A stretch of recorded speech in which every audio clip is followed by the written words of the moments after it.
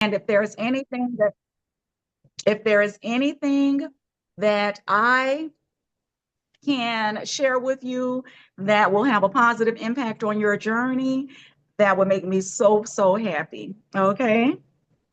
So now I want to title this talk, what I am going to talk to you about, your career is limited only by your courage. Now, Ms. Joyce told you that I am a pharmacist who trained under her when I was an intern at Walgreens. The first person that they placed me with was Joyce so that she could show me around and she could teach me the computer system. And I was thinking when I came, out of my first year of pharmacy school, that I was supposed to be the one who was doing all of the teaching. But I quickly learned that there was so much I did not know, not just about pharmacy, but also about the business of pharmacy, how a pharmacy actually runs, what is necessary or what's needed for you to actually take a prescription from a doctor and change it into a medication that's actually being handed to the patient that they can use to improve their health. The only thing that I knew was a few medicines and how to take a few medicines and how a few medicines worked in the body. But there was so much more being poured into my career uh, that actually got me into this space. So, just a little bit about me. I did not graduate from high school knowing what I wanted to do. I actually went away to college. I'm a University of Florida graduate. I actually went away to college thinking that I was going to be a teacher because my mom and her friends and my family, they all told me that I would be a great teacher. So I went to UF, I got a degree in education, and then I came out of school and taught elementary school. I taught third, fourth, first, and second grades. And I loved that experience. It taught me a lot about humanity. It taught me a lot about myself. But after the third year, or actually the first year, I knew that that wasn't going to be the career path that I stayed on. So in the second year, I decided I wanted to go to pharmacy school. While I was teaching full time, I went back to pharmacy school. I mean, went back to actually Miami-Dade, and I started taking the prerequisite courses. And then I ventured into more courses at FIU. And then finally, I was accepted back into UF's College of Pharmacy, where I finished my degree in pharmacy. So, what I want you to take from that part of my journey is you don't have to have everything figured out right away. Life's experiences sometimes will guide you in the direction that you're supposed to be going into. Okay. But every single part of your journey should teach you something. Everything on your journey should teach you something about you, and everything in your journey, on your journey, should teach you about humanity. Okay. Are we together so far? Are we okay? Yes. Okay, perfect. Okay, so now when I started my career as a pharmacist, after finishing the internships, after graduating from school, I started as a staff pharmacist first, not far from where you are in Kendall. And then I quickly transitioned into a pharmacy manager position where I failed miserably. And the reason that I did such a poor job is because I was really, really good at talking, but not very good at listening. I always knew what I wanted. I always knew what I felt everybody else around me should be saying, what everybody around me should be doing. But life taught me that that is not ever going to lead to success. If you are talking more than you are listening, be prepared to fail over and over and over again until you get really good at listening. So after the pharmacy manager experience, and I will tell you the reason, the area that I did the worst in was with communicating with my store manager. My store manager at the time was very, very strong, and her voice was strong, and she had a lot of experience, much more experience than I had.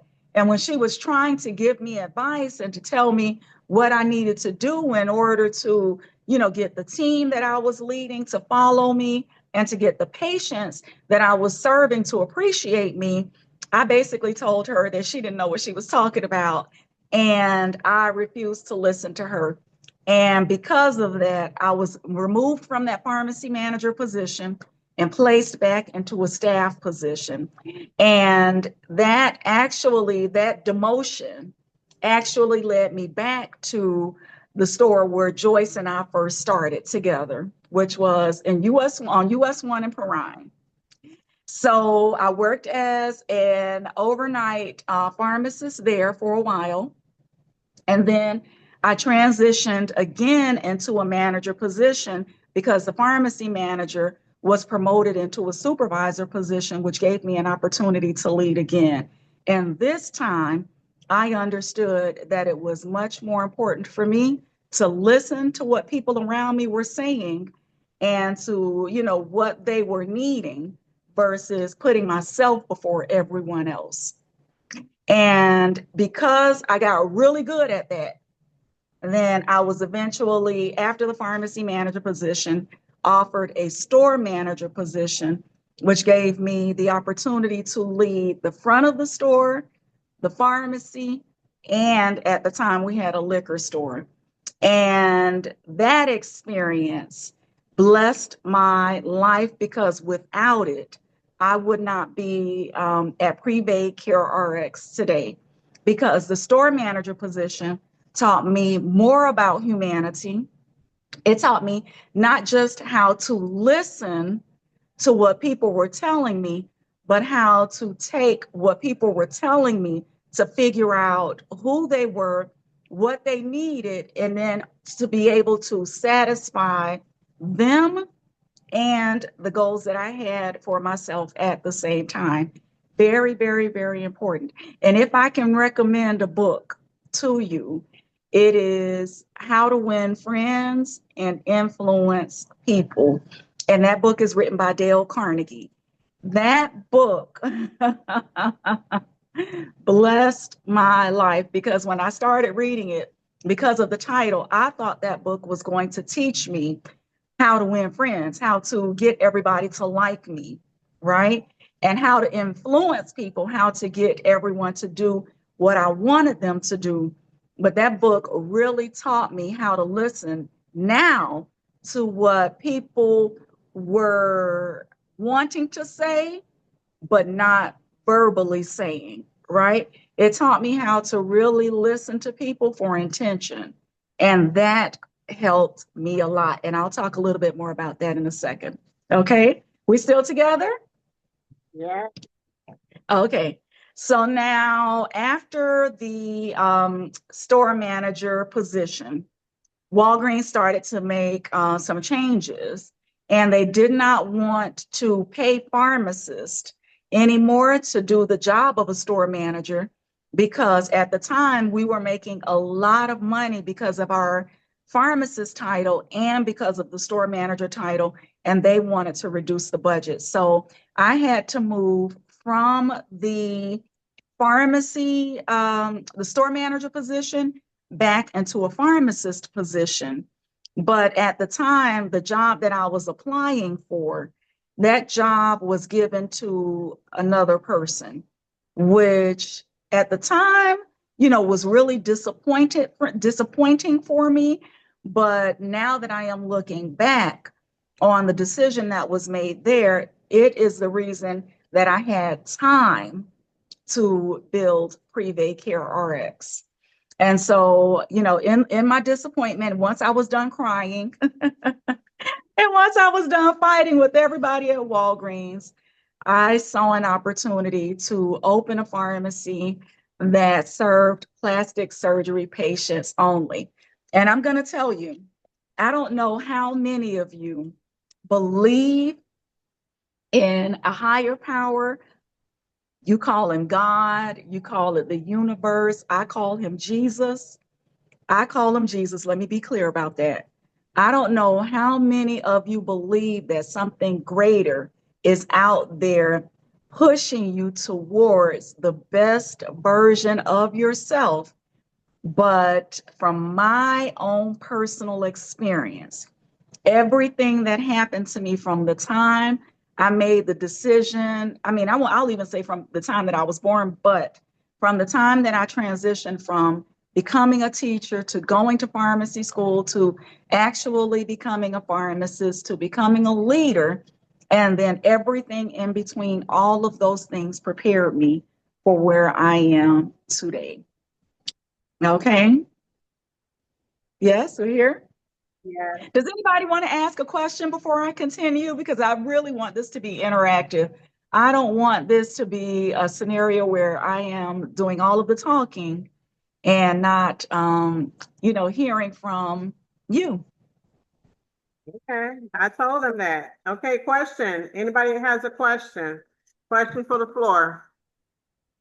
She wants a question. No one has a question?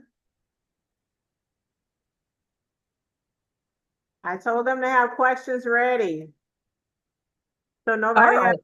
not yet. They said not yet. Okay. Okay. All Oh, righty. hold So on. then, There's one over there. What you okay, Joy, can you tell me what the question is?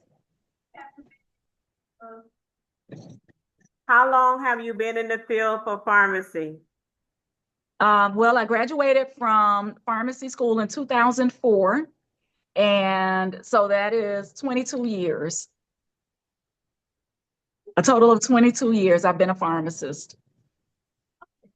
Okay. Okay. All right. So we can continue if there aren't any other questions, and then for sure I know you'll have some. Okay. So um, once I decided to go back into the pharmacy, but as a floater, not as a pharmacy manager, not as a staff pharmacist, but as a floater. And while I was floating, and at first I was doing it because I was mad, right?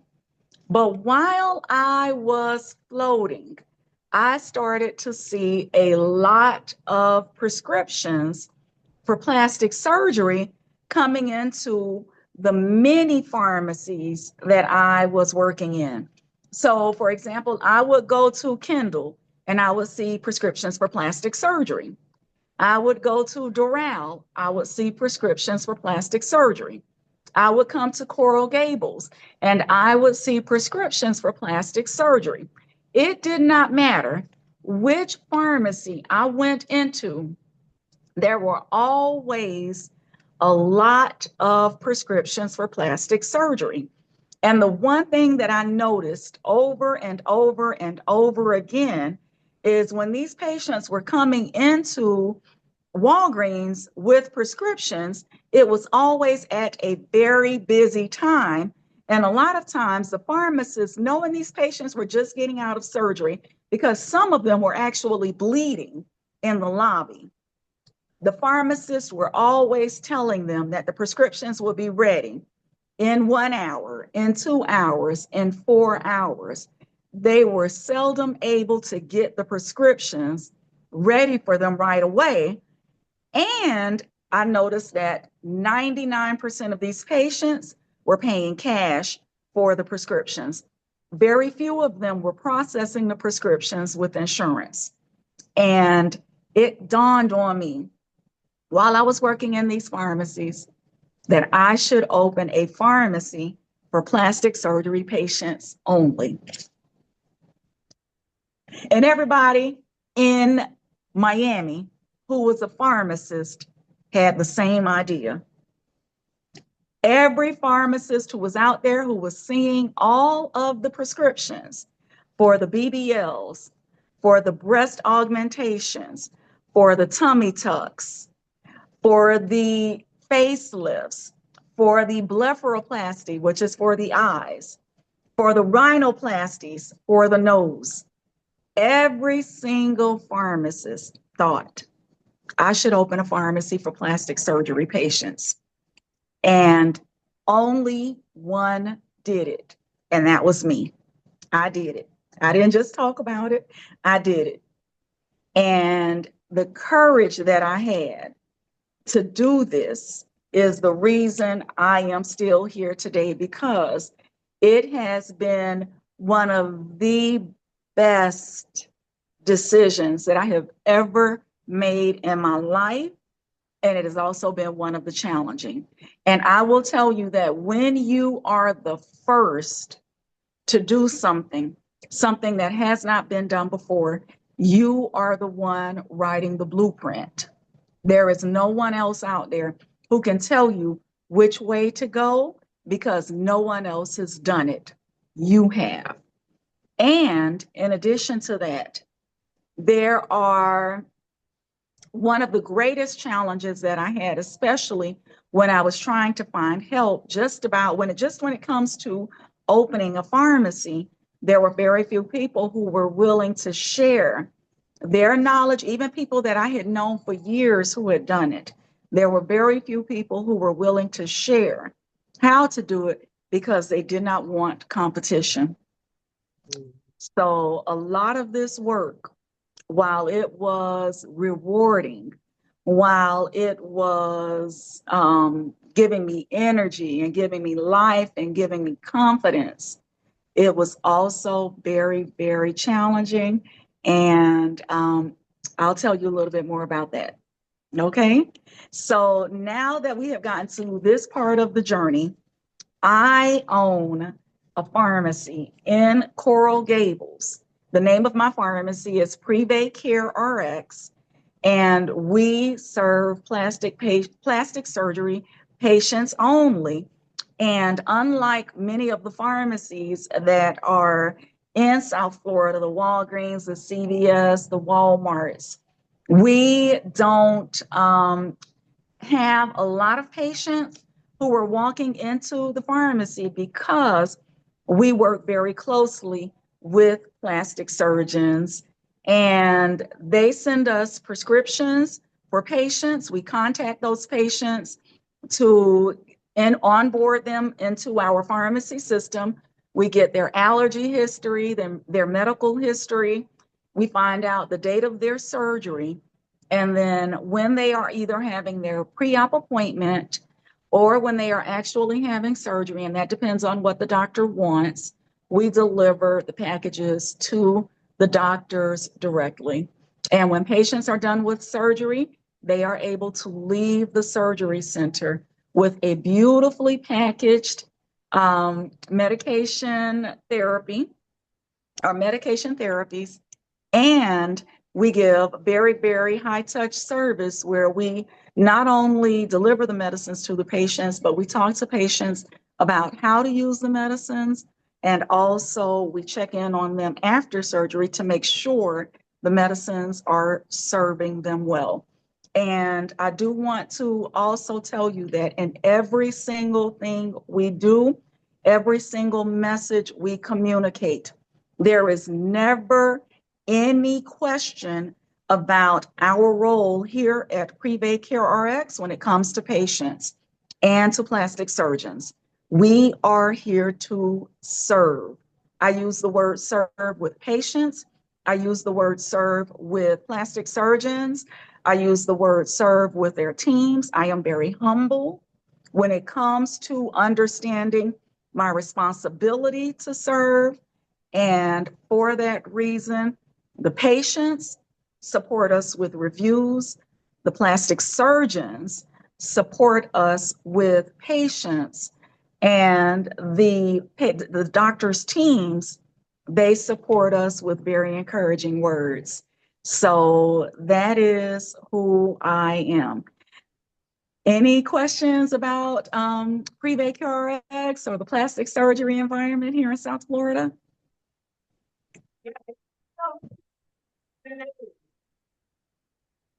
About the name for your business. I'm sorry? How did you come about the name for your business?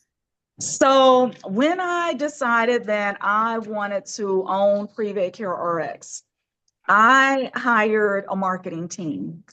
And well, actually, because when I was in school, I had a friend, her name was Melissa. She was a marketing major. And I invited her to join my team as a marketing strategist. And Melissa found the marketing team that helped me launch the brand of Pre-Bake Care RX. So basically, the marketing team came together. We brainstormed. I told them what I was looking for, where I was located, the type of relationship that I wanted to have with patients. We didn't even really know at the time that I was only going to work with plastic surgeons. We thought, because you can't imagine something that you've never seen before. So I actually thought that patients were going to be coming to the pharmacy, giving us their prescriptions, and then they would be picking up here, waiting at the pharmacy and then picking up here. And so, we just wanted to create an environment in the pharmacy. We wanted to create a brand image that communicated luxury, that communicated like a high touch service, and that also communicated care. And they had a few names for me. We got together in a meeting. They had a few names for us. And the one that we all agreed was going to be the very best for Pre-Vet Care RX was, of course, Pre-Vet Care RX. And it worked beautifully. So they not only gave me the name of the pharmacy, but they also designed the logo, and they also came up with the brand colors. I don't know if you can see the purple wall and the shelving, but the colors for the pharmacy are like royal purple and gold. And all of our branding, all of our marketing communicates this message. And I do owe that largely to the marketing team. The name is Sparrow, and they are the reason that we have this name and this image. So God sent them to me because I had no idea. But God sent them to me and helped me to get to this place as well. Yeah, I didn't even have that figured out. And it came to me. Any other questions? I have a question for you. Okay, you guys, if you have to hire over, what will you do differently? If you had to start over, what would you do differently? I would not have spent so much money in the beginning, because in the beginning I spent a lot of money on um, things that I did not need. So for example, even when it comes to paper, right? I was printing out the medication guides for every single patient for every medication. And I did not know that the software system, the pharmacy management software system that I have, they eliminate the need to do that by just placing a QR code on the labels under the instructions. And patients can scan that QR code with their phones and get all of the information that I was printing out on paper. And they can get, they save me paper and save me money and save me toner, which are all very expensive.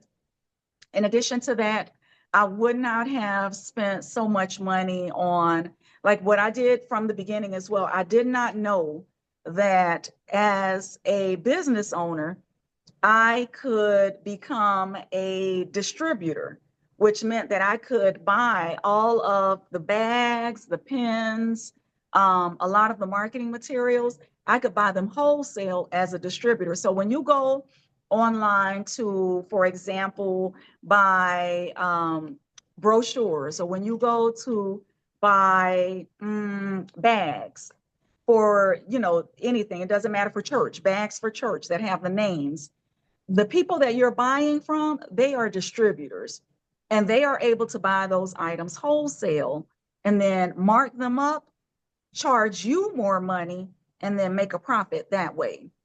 But the cost of getting a distributor's license is $50 a month. You can do that on your own, And then you can make purchases wholesale and you can sell those items to churches, to pharmacies, to anybody who's looking to buy them at a higher price and make a profit.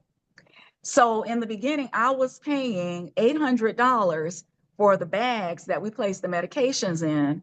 When I became a distributor, then I was able to buy those same bags for between $300 and $400. Save myself $400. Now, how did I figure this out? The company that I was buying the bags for, they did what's called a drop ship, right? For the bags that I had ordered. So I placed the order. They bought the items wholesale. The person that they bought the bags from wholesale, they drop shipped them to me. So the bags actually came directly to me from the wholesaler. So I called the wholesaler and I was like, hey, I just want to buy these bags to you directly. I don't want to go through them anymore. I want to know how much that's going to cost me. And they asked me, are you a distributor? And I said, no. How do I become a distributor? They said, you have to get a distributor's license. I said, who do you accept distributor's licenses from? And they told me the name of the company. And I said, oh, I called them. I said, hey, I want to be a distributor. They said, okay. They said, it's $50. I said, okay. They got some information from me. And then the next thing you know, I was buying my bags for half the price. It was that easy. It was that easy. So I would have done that from the very beginning instead of purchasing those bags from them. So I think and a lot of pharmacists don't even know that.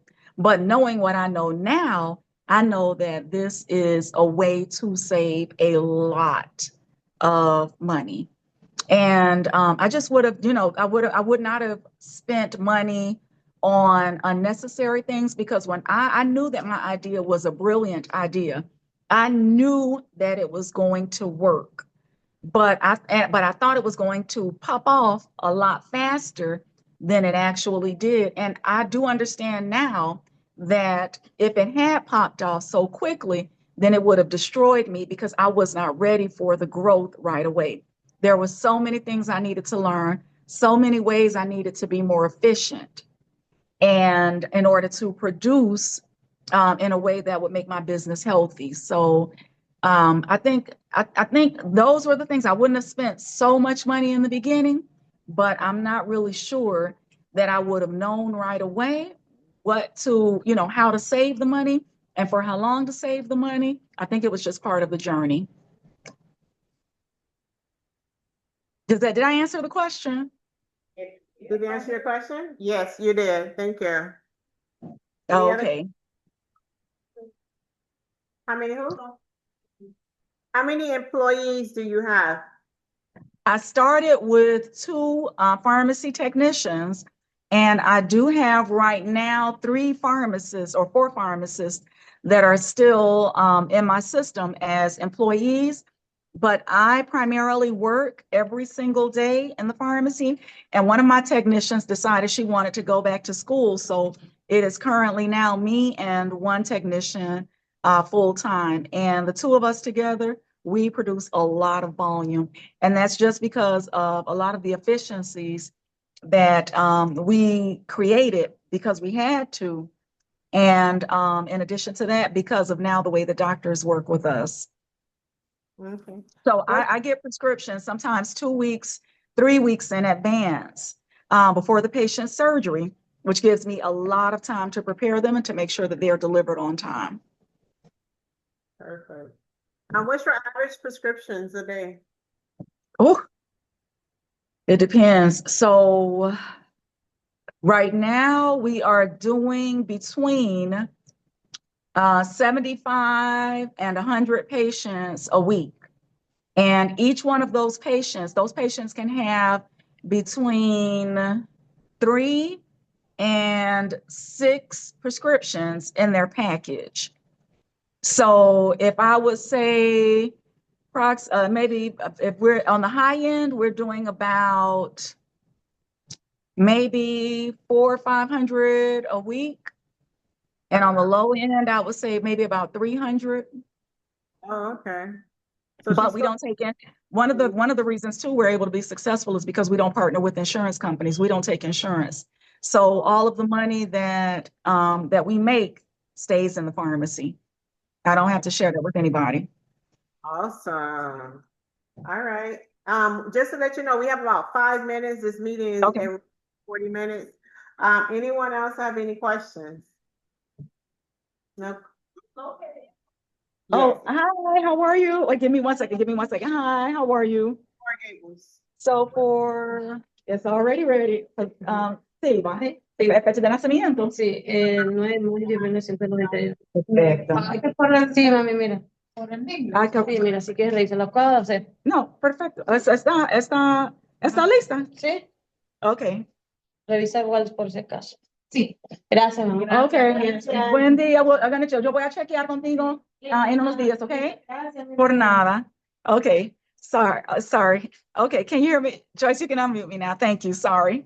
One of the So, students, when you first started, so she was asking the question, what made you pick Coral Gables? So I was telling her about your floating from the location of pharmacies that she in the vicinity. And that's when she visualized the need for the pharmacy that she's doing right now, because she was filling prescriptions that yes. relate to what she's doing. And so Well, she said, actually, but no, that's not the truth. Let me oh, tell you. that's So what you the truth is plain and simple God. Because I started looking in Doral, right? And in Doral, I kept running into brick walls. And then I looked over by the airport and it was too expensive. The space that I was looking to build was not prepared for a business. I would be starting at ground zero, which would have cost me a lot more money than I had to pay here. So one day I was driving through Coral Gables. I had never even driven through Coral Gables like that. And something told me something told me, turn down this street. So I turned down the street and I saw on the windows that the space was available. And I said, you know what? Let me call them. I had not even imagined Coral Gables for myself because I thought it would be impossible, right? I thought it would be impossible. I called the telephone number and the person representing my landlord wanted to talk. Once I explained my idea, they loved it, and we ended up here. all That's right. how it, that's how it happened. Okay, like I said, we only have probably about 5 minutes. Yeah, about 3 minutes still remaining. So one Okay. more, and we Oh, gotta. and let me say this also. I think right now I am the only Black-owned business in Coral Gables. And I just want to be very clear about this, okay? I know a lot of times for me, and I'm only speaking from my own experience, I have heard over and over and over again about the disadvantages that, I would face in my life as a Black female. I have heard over and over again that if you are not Hispanic in Miami, there aren't going to be a lot of opportunities available for you. And I have heard over and over and over again that it's very difficult for me as a Black female to achieve success just because there is always a ceiling above me. But I personally ignore all of that for one reason, because I believe that there is a God who sees everything, who determines how everything is going to work out, and who knew me before I was born and had a path for my life already paved. So it doesn't matter to me ever what anybody says. It doesn't matter ever what anybody does, because as long as I am out here working hard and as long as I am working towards my purpose, there is nothing that I cannot do. No man can get in my way. It does not matter where he comes from. It doesn't matter what language he speaks. It doesn't matter the color of his skin.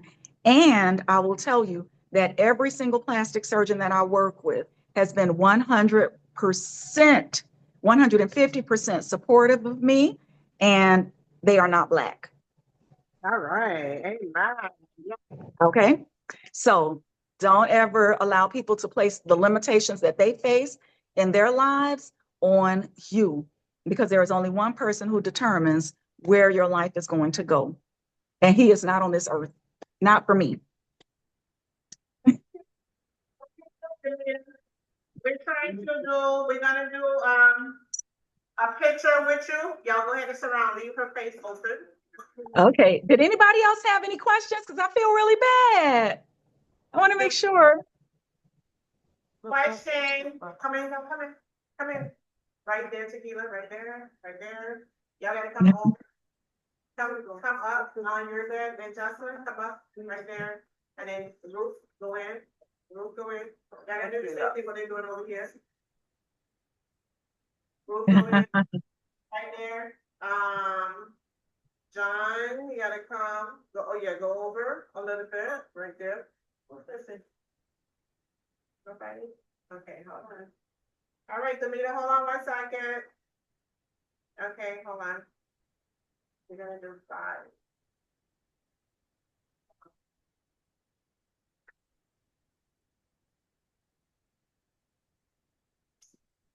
Okay, see. Okay, you want me? Okay, fine. Okay, so let's see. Yes. Okay, wait, Damita. You need to come in some more. Come in some more. Susanna is hiding. Okay. I'm gonna come just right here, Mariana. Okay, 5. Right? Yeah. Okay, hold on. Let's see if we got that. And we did. Perfect. Okay, we got it. All right, Damita. Okay. So we took a picture and I'll send the picture to you. All right. Okay. Did you. anybody have any questions? Because I did a lot of talking. She did a lot of talking. It's gonna hang up, Damita. 1, Okay. 10, 9, no other questions. If they have any, Damita, I'll send them to you. All right. Perfect. Thank you. Thank you for so much for having me. You're welcome and love you guys.